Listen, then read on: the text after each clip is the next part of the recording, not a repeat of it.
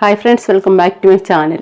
ദിലീപിൻ്റെ നടിയെ ആക്രമിച്ചതും ദിലീപിൻ്റെതുമായിട്ട് സോഷ്യൽ മീഡിയയിൽ നല്ല കുലങ്കഷമായ ചർച്ചകളൊക്കെ നടക്കുന്നുണ്ട്. ശ്രീജിത്ത് പണിക്കരൊക്കെ പോലീസുകാരും വക്കീലന്മാരും ഒക്കെ ഇന്ന് വരെ കണ്ടെത്താത്ത പോയിന്റുകളൊക്കെ കണ്ടെത്തി വളരെ വിദഗ്ധമായിട്ട് സംസാരിക്കുന്ന വീഡിയോ സോഷ്യൽ മീഡിയയിലുണ്ട്. കാണാത്തവരൊക്കെ പോയി കാണുക. ഞാനിപ്പോൾ ചെയ്യുന്ന വീഡിയോ അതല്ല, നടി ദിലീപിന് തന്നോട് വൈരാഗ്യം ഉണ്ടാകാനുണ്ടായ ഒരു കാര്യം, അതായത് ഗൂഢാലോചനയുടെ പിന്നിൽ ദിലീപാണെന്ന് പറയുന്നതിന് ഒരു കാരണം വേണമല്ലോ. ദിലീപിലേക്ക് എത്താൻ അവർക്ക് തോന്നിയ ഒരു കാരണങ്ങൾ അവർ പറയുന്നത് നമുക്ക് കേൾക്കാം. തനിക്ക് ആകെയുള്ള ഒരു ശത്രു നടൻ ദിലീപാണ്. തന്നെ ശത്രുവായി കാണുന്ന ആളും നടൻ ദിലീപാണ് എന്നുള്ളതാണ്. കാരണം സിനിമാ ഇൻഡസ്ട്രിയിലോ മറ്റ് വ്യക്തിപരമായോ മറ്റേതെങ്കിലും സ്ഥലത്തോ തനിക്ക് ശത്രുക്കൾ ഇല്ലാത്ത ഒരാളാണ്. ഏക ശത്രു ദിലീപാണ് എന്നുള്ളത് ഏറ്റവും പ്രധാനപ്പെട്ട കാര്യമാണ്. ഈ സംഭവം നടന്നപ്പോൾ, തന്നെ ആക്രമിച്ച ഈ സംഭവം നടന്നപ്പോൾ തന്നെ ഇതിന് പിന്നിൽ ദിലീപായിരുന്നു എന്നതിന് വ്യക്തമായ അറിവ് തനിക്കുണ്ടായിരുന്നു. അത്തരം ചില പരാമർശങ്ങൾ ഈ ആക്രമിച്ചവരുടെ ഭാഗത്ത് നിന്ന് ഉണ്ടായിരുന്നു എന്നുള്ളതാണ്. അപ്പോൾ തന്നെ തനിക്ക് ഇക്കാര്യത്തിൽ ഒരു ബോധ്യമുണ്ടായിരുന്നു എന്ന് അതിജീവിത പറയുന്നുണ്ട്. ഇക്കാര്യം പിന്നീട് സഹോദരനോട് പങ്കുവെക്കുകയും മറ്റും ചെയ്തു. അതായത് ഇതിന്റെ പ്രധാന കാരണമായി തനിക്ക് മനസ്സിലായത് അന്ന് തന്നെ മഞ്ജു വാര്യരും ദിലീപുമായുള്ള വിവാഹബന്ധം തകർന്നതിന് പിന്നിൽ താനാണ് എന്നുള്ള ദിലീപിന്റെ തെറ്റിദ്ധാരണയാണ്, അല്ലെങ്കിൽ അത്തരത്തിലുള്ള വിശ്വാസമാണ് എന്ന കാര്യത്തിലും തനിക്ക് വളരെ കൃത്യമായ ബോധ്യമുണ്ടായിരുന്നു എന്ന് കോടതിയിൽ നടി മൊഴിയായി പറഞ്ഞു. പക്ഷേ ഈ സിനിമയിൽ വന്ന കാലം മുതൽ തന്നെ തനിക്ക് ദിലീപും കാവ്യയുമായുള്ള ബന്ധം അറിയാം. ഇത് സിനിമാ രംഗത്ത് പാട്ടാണ് ഈ ബന്ധം. സിനിമയിൽ ഈ ബന്ധം അറിയാത്തവരായി ആരുമില്ല എന്നും അതിജീവിത വളരെ കൃത്യമായി തന്നെ കോടതിയെ ബോധ്യപ്പെടുത്താൻ ശ്രമിക്കുന്നുണ്ട്. അവിടെ ഈ 2011-10 അമേരിക്കൻ സ്റ്റേജ് ഷോ ആണ് ഇതിൽ ഏറ്റവും ട്വിസ്റ്റായി വളരെ പ്രധാനപ്പെട്ട ഒന്നായി ഈ നടി കോടതിയെ അറിയിച്ചു. അവിടെ നാദിർഷ, ദിലീപ്, കാവ്യ, ഭാമ, ഒപ്പം കാവ്യയുടെ അമ്മ എന്നിവർ ഈ സ്റ്റേജ് ഷോയുടെ ഭാഗമായി 30 ദിവസത്തോളം അമേരിക്കയിൽ ഉണ്ടായിരുന്നു. ഒപ്പം റിമി ടോമിയും ഈ സ്റ്റേജ് ഷോയുടെ ഭാഗമായിരുന്നു. കാവ്യ മാധവനും റിമി ടോമിയും സ്ഥിരമായി തന്റെ മുറിയിലെത്തുകയും താനുമായി വളരെ അടുത്ത സൗഹൃദം പുലർത്തുകയും ചെയ്ത രണ്ടുപേരാണ്. അവർ സ്ഥിരമായി തന്റെ മുറിയിലെത്തുമായിരുന്നു. ഒരു ദിവസം ഈ രണ്ടുപേരും കൂടി, അതായത് ദിലീപും കാവ്യ മാധവനും കൂടി മുറിയിലേക്ക് വന്നപ്പോൾ തങ്ങൾ രണ്ടുപേരും ഈ മുറി വിട്ടുപോയി. സാധാരണ അങ്ങനെ ഒരു പതിവുണ്ട് എന്നാണ് പറയുന്നത്. കാരണം ഇവരുടെ അടുപ്പം അറിയാവുന്നതുകൊണ്ട് ഇവർ രണ്ടുപേരും മുറിയിലേക്ക് വന്നാൽ തങ്ങൾ മുറി വിട്ടുപോയി എന്നുള്ളത് ഇവർ പറയുന്നുണ്ട്. ഒരു ദിവസം കണ്ട കാഴ്ച, ബാത്റൂമിൽ കയറി രണ്ടുപേരും, ഈ മുറിയുടെ ബാത്റൂമിൽ കയറി രണ്ടുപേരും വാതിലടയ്ക്കുന്ന കാഴ്ചയും കണ്ടു എന്നും ഈ നടി മൊഴിയായി നൽകുന്നുണ്ട് എന്നുള്ളതാണ് ഏറ്റവും പ്രധാനപ്പെട്ട വിവരം. പിന്നീട് അപ്പോൾ മനസ്സിലായില്ല, ഇതെല്ലാം നമ്മൾ നേരത്തെ അറിഞ്ഞിട്ടുള്ള സംഭവങ്ങൾ ഇതൊക്കെ തന്നെയാണ്. അമേരിക്കൻ പ്രോഗ്രാമിന് പോകുന്നു, ഇവർ റൂമിൽ കയറുന്നു, ബാത്റൂമിൽ കയറുന്നു. ഈ ബാത്റൂം സംഭവമൊക്കെ നമ്മൾ നേരത്തെ കേട്ടിട്ടുള്ളതാണ്. ബാത്റൂമിൽ കയറുന്നു. ഇതിൻ്റെ അകത്ത് റിമി ടോമിയും ഇതെല്ലാം കണ്ടിട്ടുള്ള ആളാണെന്ന് പറയുന്നു. പക്ഷേ റിമി ടോമി ഇത് മഞ്ജു വാര്യരോട് പറഞ്ഞിട്ടില്ല. അതാണ് അറിയുന്നത്. അന്നൊട്ടേ പറഞ്ഞു കേൾക്കുന്നുണ്ട്. അവിടുന്ന് ചില ഫോട്ടോകളും വീഡിയോയും വരെ നടി അയച്ചു കൊടുത്തു മഞ്ജു വാര്യർക്കെന്ന്. പക്ഷേ പിന്നീട് നമ്മളിപ്പോൾ അറിയുന്ന മഞ്ജു വാര്യർ ദിലീപിൻ്റെ ഫോൺ പരിശോധിച്ചപ്പോൾ പല അപരനാമത്തിൽ കാവ്യ മാധവൻ്റെ ഫോൺ നമ്പർ ഫീഡ് ചെയ്ത് വെച്ചിരുന്നു. സാധാരണ കേരളത്തിലെ എല്ലാ ഭർത്താക്കന്മാരും അവിഹിത ബന്ധമുള്ളവർ ചെയ്യുന്ന സാധാ പണി തന്നെയാണ് ദിലീപും ചെയ്തത്. ഫിലിം സ്റ്റാർ ആയതുകൊണ്ട് മാറ്റമൊന്നുമില്ല. വിദഗ്ധയായ CBI അന്വേഷിക്കുന്ന പോലെ മിടുക്കികളായ ഭാര്യമാർ കേരളത്തിൽ ഇപ്പോഴും ഉണ്ട്, എപ്പോഴും ഉണ്ട്. ആണുങ്ങൾ ഇത് ചെയ്ത് എപ്പോഴും പറയല്ലേ, ധൈര്യപൂർവ്വം ഏതവന് സ്വന്തം ഫോണ് സ്വന്തം ഭാര്യയ്ക്ക് ഇതേ പിടിച്ചോന്ന് പറഞ്ഞ് ഇട്ട് കൊടുക്കാനുള്ള ധൈര്യം ഏതവനുണ്ടെന്ന് കോമഡി ചോദിക്കില്ലേ? അതാണ് അതിൻ്റെ ഒരു സത്യം. അതൊക്കെ തന്നെയാണ് സാധാരണ ആൾക്കാരുടെ ഇടയിൽ നടക്കുന്ന കാര്യം തന്നെ. ഏതായാലും എങ്ങനെയും ബാത്റൂമിൽ പോകുമ്പോഴോ എപ്പോഴെങ്കിലും ഫോൺ പരിശോധിച്ചപ്പോൾ പല പേരിൽ ഏതൊക്കെയായിരുന്നു, നമ്മൾ വ്യാസനോ അങ്ങനെ കുറേ രാമനോ അങ്ങനെ ഏതൊക്കെയോ പേരിലല്ലായിരുന്നോ ഫീഡ് ചെയ്ത് വെച്ചിരുന്നു. ആ ഒരു സംശയമായിട്ട് നേരെ നടിയുടെ വീട്ടിൽ ഗീതു മോഹൻദാസും സംയുക്ത വർമ്മയൊക്കെ ആയിട്ട് പോയി ചോദ്യം ചെയ്തു. ഇവരാദ്യം ഒന്നും പറഞ്ഞില്ല. പക്ഷേ ഇവരുടെ അച്ഛൻ അന്നത്തെ കാലത്ത് ജീവിച്ചിരിപ്പുണ്ട്. അപ്പം അച്ഛൻ, മോളെ നിനക്ക് എന്തെങ്കിലും അറിയാമെങ്കിൽ നീ പറഞ്ഞു കൊടുക്ക് എന്ന് പറഞ്ഞു കൊടുക്കുകയൊക്കെ ചെയ്തെന്നാണ് നമ്മൾ അറിയുന്നത്. ഇതിൻ്റെ അകത്തെ ഒരു മെയിൻ പോയിന്റ് എന്താണെന്ന് ചോദിച്ചാൽ, അതിപ്പോൾ ഞാൻ ദിലീപിനെയല്ല പറയുന്നത്, കേരളത്തിൽ അവിഹിത ബന്ധമുള്ള എല്ലാ ഭർത്താക്കന്മാരും ഇപ്പോഴത്തെ രീതി അവരുടെ ഫാമിലി, അവരുടെ ഭാര്യ, അവരുടെ കുട്ടികൾ, അവരുടെ സമൂഹത്തിലുള്ള സ്റ്റാറ്റസ് ഇതെല്ലാം അവർക്ക് കീപ്പ് ചെയ്യണം. ഒപ്പം ഒരു അവിഹിതം കൂടെ സൈഡ് വഴി ഇങ്ങനെ കൊണ്ടുപോകണം. ആർക്കും ഒരു ഉപദ്രവം ഇല്ലാതെ അവർ എൻജോയ് ചെയ്ത് അങ്ങ് പോകും. അല്ലാതെ ഒരിക്കലും അവർക്ക് ആ അവിഹിത ബന്ധത്തിലുള്ളവരോടല്ല ഇവരെക്കാട്ടും ആത്മാർത്ഥത. ഇവർക്ക് അവരുടെ കുടുംബം തന്നെയാണ് വലുത്, അവരുടെ ഫാമിലി. കാരണം ആ ഒരു ബന്ധം, ഭാര്യയായിട്ടുള്ള ഒരു ബന്ധം മോശമായ ഇവർ മാന്യതയ്ക്ക് കോട്ടം തട്ടും. അപ്പോൾ ഇവർക്ക് സമൂഹത്തിലൊരു സ്ഥാനമുണ്ട്. മിക്കവാറും നമ്മളുടെ പുരുഷന്മാരൊക്കെ വെളിയിലിറങ്ങി നല്ല ടിപ് ടോപ്പായിട്ട് നടക്കുകയും സമൂഹത്തിൽ ഒരു നല്ല മനുഷ്യനായാലും ഇങ്ങനെ ഒരു പേരൊക്കെ സമ്പാദിക്കും, അങ്ങനെയൊക്കെ ഉള്ളതായിരിക്കും. പക്ഷേ അതീവ കള്ളത്തരത്തിൽ അവിഹിത ബന്ധം ഒരു സൈഡിൽ കൂടെ പോകും. അതങ്ങാനും ലീക്കായ ഇവരുടെ പേര് പോകും. സത്യത്തിൽ അത് ലീക്കാവുന്ന ഒരു അവസ്ഥ വന്നാൽ ഏതവനും ഏതറ്റം പോയും അതിനു വേണ്ടി അത് അങ്ങനെ സംഭവിക്കാതിരിക്കാൻ വേണ്ടി, ലീക്കാകാതിരിക്കാൻ വേണ്ടി എന്തും ചെയ്യും. ഇതൊക്കെ ഇങ്ങനെ തന്നെയാണ്. പിന്നെ പണവും ഇതും സ്വാധീനവും പകയും എല്ലാം കൂടുതലുള്ളവരാകുമ്പോൾ അവർ മറ്റൊരു രീതിയിൽ സംഭവം നടപ്പിലാക്കും. ഇതെല്ലാ പുരുഷന്മാരും അവിഹിതബന്ധം കീപ്പ് ചെയ്യുന്ന പുരുഷന്മാരുടെ പൊതു ക്യാരക്ടറാണ്. അവർക്ക് അവരുടെ കുടുംബം ഒരു സൈഡിൽ നിലനിൽക്കണം. പണ്ടുള്ള കാലത്ത് അങ്ങനെയല്ലേ, പാവ ആണുങ്ങളായിരുന്നാ പറയുന്നത്. അവരിങ്ങനെ എവിടോട്ടേലും പോയി കഴിഞ്ഞാൽ അവിടെ പോയി അടിച്ചു തല്ലി കിടന്ന് അവരുടെ സ്വത്തെല്ലാം മറ്റേ അവിഹിത ബന്ധക്കാരി പിടിച്ചു വാങ്ങി അവസാനം ഒന്നുമില്ലാതെ ഉടുതുണി പോലും ഇല്ലാതെ പറഞ്ഞു വിടുന്ന ഒരു അവസ്ഥ. പക്ഷെ ഇപ്പോൾ ഉള്ള ആണുങ്ങൾ അവിഹിത ബന്ധം വെക്കും, അവിടുന്ന് ബന്ധം വെച്ചിടത്തുനിന്നും എല്ലാം കിട്ടാണ്ട് അവിടുന്ന് മേടിച്ചുകൊണ്ട് പോകുന്ന സ്വന്തം കുടുംബത്തിലാക്കും. പക്ഷെ ആരും അറിയരുതെന്നുള്ള കാലം മാറിയതിൻ്റെതായ മാറ്റങ്ങളാണ്. ബാക്കി കേൾക്കാം. കാവ്യയുടെ അമ്മയോടും മഞ്ജു സംസാരിച്ചിരുന്നല്ലോ. നമ്മൾ ഇന്നലെ കൃത്യമായി പറഞ്ഞിരുന്നതാണ്. കാവ്യയുടെ അമ്മയും പറഞ്ഞു തനിക്കും ഇത് പറയേണ്ടി വന്നു എന്നുള്ളത്. അപ്പോൾ ദിലീപ് ഇത്തരം കാര്യങ്ങൾ വീണ്ടും പല ഘട്ടങ്ങളിലും ആവർത്തിച്ച് ചോദിക്കുകയുണ്ടായി. അതിനുശേഷം പറഞ്ഞത് മഞ്ജുവിനോട് പറഞ്ഞ കാര്യങ്ങൾ ഒന്ന് മാറ്റി പറയണം, എന്നിട്ട് നമുക്ക് ഒരുമിച്ച് ഒന്ന് രണ്ട് സിനിമകളൊക്കെ ചെയ്യാം. സിനിമകൾ ചെയ്താൽ നമ്മൾ തമ്മിൽ സുഹൃത്തുക്കളാണെന്നും നമ്മൾ തമ്മിൽ പ്രശ്നമൊന്നുമില്ല എന്നും മഞ്ജുവിന് ബോധ്യപ്പെടും. അതുകൊണ്ട് ഒന്ന് രണ്ട് സിനിമകളിലൊക്കെ നിനക്ക് അവസരം തരാം. അതുകൊണ്ട് മഞ്ജുവിനോട് ഇത്തരം കാര്യങ്ങൾ മാറ്റി പറയണം എന്നും ദിലീപ് പറഞ്ഞു എന്ന് ഈ മൊഴിയുടെ ഭാഗമായി ഉണ്ട്.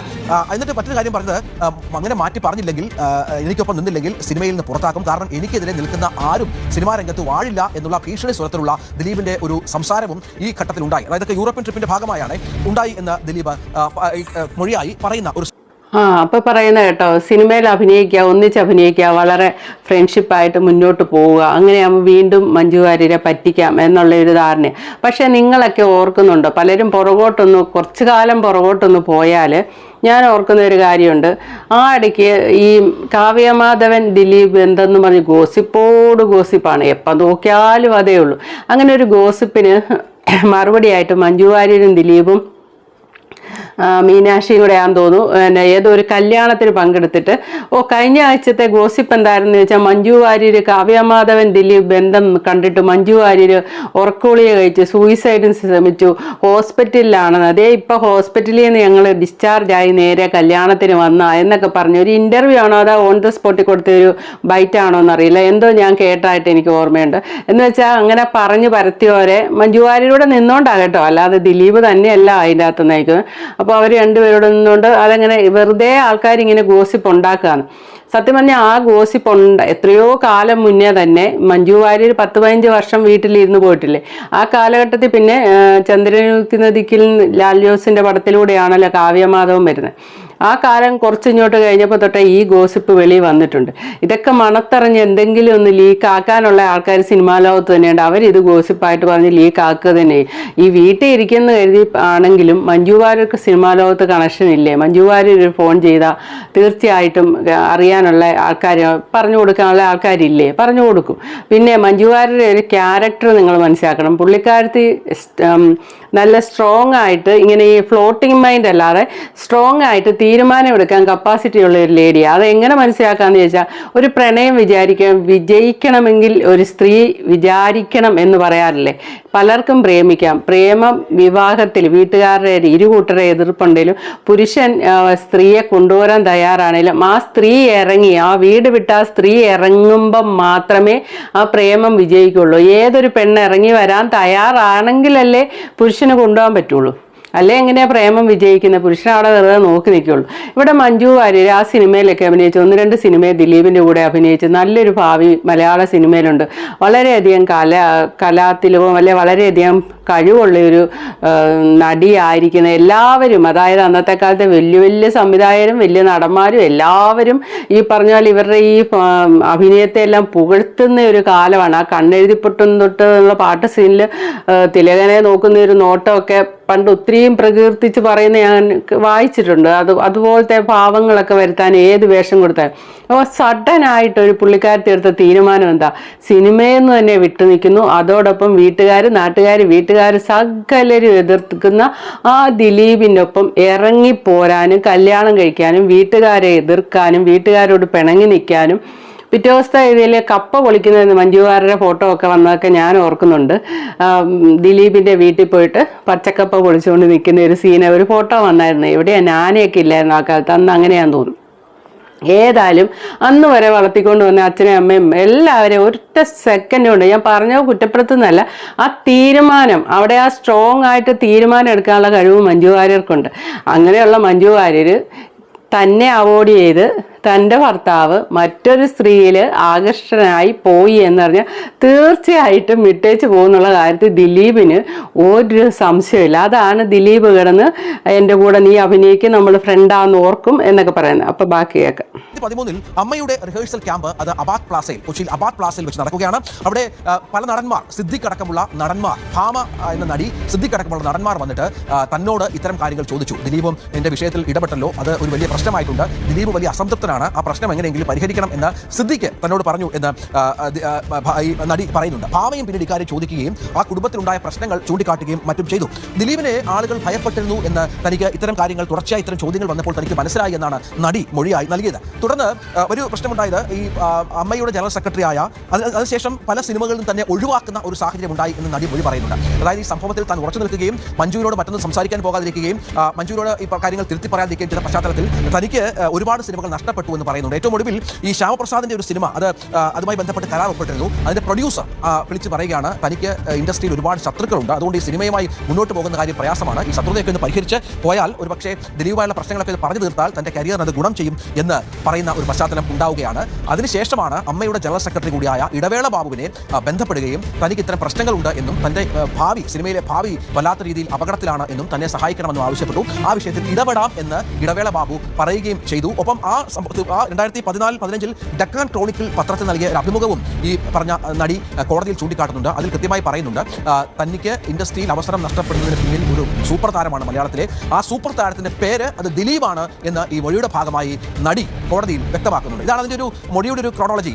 അഭിലാഷ്, ഇത്തരത്തിൽ വളരെ വ്യക്തമായി ദിലീപ് തന്നോടുള്ള ശത്രുത അത് തെളിയിക്കാനുള്ള എല്ലാ കാര്യങ്ങളും നടി കോടതിയെ ബോധ്യപ്പെടുത്താൻ ശ്രമിച്ചിരുന്നു എന്നുള്ളതാണ്. അതിൽ പല സംഭവങ്ങളും ഡേറ്റ് ഇട്ട് വളരെ കൃത്യമായി തന്നെ ഈ പര്യടനങ്ങൾ അടക്കം ചൂണ്ടിക്കാട്ടിക്കൊണ്ട് തന്നെയാണ് നടി കോടതിയിൽ ഇത് മൊഴിയായി നൽകിയത്. അത് കോടതി പിന്നീട് മുഖവിലേക്ക് എടുത്തില്ല എന്നുള്ളതാണ് ഈ വിധിന്യായം കാണുമ്പോൾ. ഇടവേള ബാബുവിന് എല്ലാ കേസും ഇടപെടാം എന്ന് പറയല്ല, അതൊന്നും ഇടപെട്ട് ഒന്നും ചെയ്യുന്ന ആളെയല്ല, എല്ലാത്തിലും ഇടപെടും, അത്രയേ ഉള്ളൂ. കേൾക്കും, ആര്യ എന്ന് പരാതി പറഞ്ഞാലും കേൾക്കും, അത്രയേ ഉള്ളൂ. ഇതിനകത്ത് പറഞ്ഞ ഒരു കാര്യം ശരിയാണ്, മുടിചൂടാ മന്നൻ എന്നൊക്കെ പറഞ്ഞാലൊക്കെ കഴിഞ്ഞ ദിവസം ജയശങ്കറൊക്കെ പറഞ്ഞ പോലെ മലയാള സിനിമ അടക്കി വാണ ആൾ തന്നെയാണ്. അങ്ങേർക്ക് ഇഷ്ടമില്ലാത്ത ഓരോരുത്തരെയും വെട്ടി നിരത്തിയിട്ടുണ്ട്. അതായത് ജയസൂര്യയുടെയും കുഞ്ചാക്ക ബോബന്റെയും പൃഥ്വിരാജിന്റെയും സിനിമയ്ക്ക് ആളെ എത്തി കൂവായിരുന്നു എന്ന് പറയുന്നിട്ടുണ്ട് ജയശങ്കർ. അതുപോലെ തന്നെ ഇതിപ്പോൾ ഈ ഒരു ആക്ഷേപത്തിന്റെ പുറത്ത് വന്നതല്ല, കാലങ്ങൾക്ക് മുന്നേ മലയാള സിനിമ അടക്കിയ സൂപ്പർ സ്റ്റാറിന് പോലും ദിലീപിനെ പേടിയാകുന്ന ഒരു അവസ്ഥ 2020 ഒക്കെ എടുത്ത സമയത്ത് അവർക്ക് പോലും ദിലീപിനെ ഭയമാണ് എന്നുള്ള രീതിക്കൊക്കെ ന്യൂസുകൾ ഇങ്ങനെ നമ്മൾ കണ്ടിട്ടുണ്ട്. അതായത് മാളെ ഒതുക്കിയിട്ടുണ്ട്, തിലകനെ ഒതുക്കിയിട്ടുണ്ട്, ക്യാപ്റ്റൻ രാജുവിനെ ഒതുക്കിയിട്ടുണ്ട്, അങ്ങനെ എല്ലാം ഒത്തിരി പേർക്കിട്ട് പുള്ളിക്ക് ഇഷ്ടമില്ലാത്തവർ. അതുപോലെ മലയാള സിനിമയിൽ ആദ്യമായിട്ട് കൂടെ അഭിനയിക്കുന്ന നടിയെ തീരുമാനിക്കുന്ന നടനായി മാറുന്നവരുത് മമ്മൂട്ടി മോഹൻലാൽ പോലും ചെറുതായിട്ടൊക്കെ നിർദ്ദേശിക്കുകയുള്ളൂ അവരായാൽ കൊള്ളാന്ന്. പക്ഷേ കാർക്കശ്യത്തോടെ നടൻ തീരുമാനിക്കുന്നതായിട്ടുള്ളത് ദിലീപ് മാത്രമാണ്.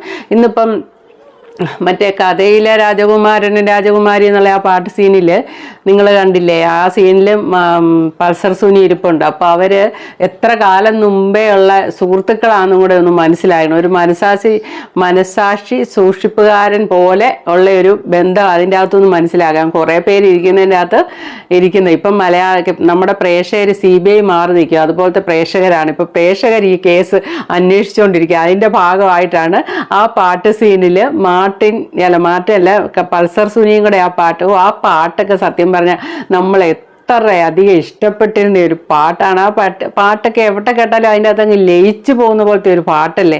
അതിൻ്റെ സീനും അതെ എത്ര മനോഹരമായതാണ്. പക്ഷെ ഇവരുടെയൊക്കെ ഉള്ളിലെ പുറകിൽ പിന്നാമ്പുറങ്ങളിലൊക്കെ നടക്കുന്ന കള്ളത്തരങ്ങളുമല്ല. പിന്നെ ഇപ്പം ഈ നടിയെ ആക്രമിച്ചിരുന്ന നടി പറഞ്ഞ ഇത്രയും കാര്യങ്ങൾ നമ്മൾ പലപ്പോഴായിട്ട് കേട്ടിട്ടുള്ളതാണ്. പക്ഷെ എന്നാലും പുള്ളിക്കാരത്തി ഇതൊക്കെ കോടതിയിൽ പുള്ളിക്കാരത്തിയുടെ ഭാഗങ്ങൾ എല്ലാം വിശദമായിട്ട് പറഞ്ഞിരുന്നു എന്ന് പറയാം. ബാക്കി ഇനി നിങ്ങൾക്ക് ഊഹിക്കാമല്ലോ. അപ്പോൾ okay, thank you for watching. അടുത്ത വീഡിയോ കാണാം.